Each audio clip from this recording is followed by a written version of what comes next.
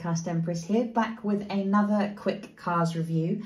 Now today we are going to be having a look at something pretty special to me. This is a Custom Thursday that has been probably 6 months in the making. I decided to make a version of Trev Diesel.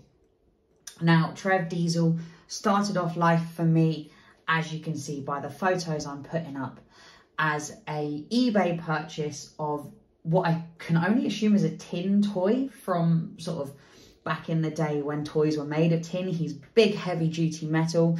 I've obviously stuck a McQueen next to him just for scale, and this guy fits absolutely perfect in with McQueen. So he is a great scaling. He's a really big chunk. He's probably the biggest diecast I've ever owned. And as I said, he's probably back from the days when cars were, or toys were, all sort of metal and die cast and pumped out in sort of sheets and folded and bent like he is here. And I think he looks absolutely incredible.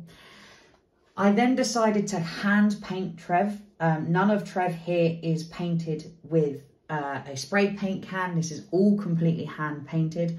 So I used hand painting to pick out the little side details and the front of him, and obviously gave him that classic iconic two-tone paint job of the sort of crimson red and the beautiful yellow that he's got on him. I then decided that he obviously needed his side wings, that beautiful Pacific Flyer side wings, and so here is the addition of the side wings. And then lastly, I had to print out some decals, and what I really needed was some good crisp clear images of some of the Trev toys we've already got. And I actually used the Mini Racers Trev and took the decals from that one to create the Trev you see here in these last photos. And now I think down to the actual main attraction. Here is my take on a die-cast Trev. Now, as you can see, this guy is absolutely huge. He dwarfs my town. Docs looks like an absolute matchstick next to him, and he is just enormous. As you can see, he's got a little bit of dirt detailing on the side here, on the undersides where the white is, just to make him look like he is a lived-in cut or lived-in character, not just a fresh, beautiful piece of art. Now, I like to have my cars, as I said, some of my customs, a little more lived in. Now, unfortunately, my Trev did come with a chunky dent in the back. That wasn't me. He sadly came to me dented, but I'm not complaining. You're never going to really see that angle of Trev. And this guy, as I said, is just enormous. I had to make a hand custom mouth, which I'm quite happy with and I think suits him quite well. He's got a nice little smile on him. I mean, the only time we really see Trev is looking worried when he's about to crash into McQueen. But nevertheless, I think he does look awesome, and I think this lineup here works absolutely perfect. And let me just grab in a McQueen just for a little bit of scale for you. Have we got a normal Cars McQueen?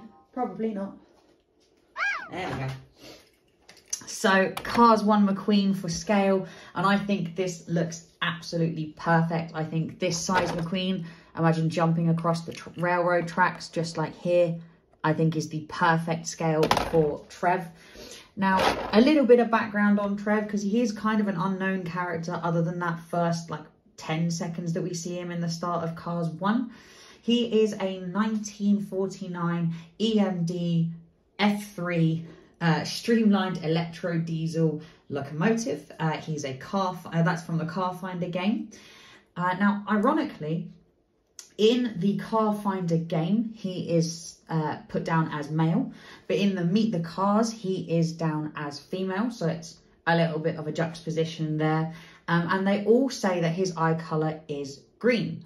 But as you can see, eye colour here is blue. And this is the colour that I took from the actual minis, like sort of holdall of, I think it's the Mini Adventures or the Mini Adventures Trev holder. And so, yeah, I'm going to go with the colour that they printed. But according to the Cars Wiki, that is wrong. Now, obviously, Trev here is a Pacific, well, he works for the Pacific Flyer Railroad. He is freight and cargo freight train. So apparently he carries freight And a little bit of bio on Trev, because it's odd that we don't really get anything else with this guy. Working for the Pacific Flyer Railroad, Trev Diesel has seen a lot of changes alongside his tracks.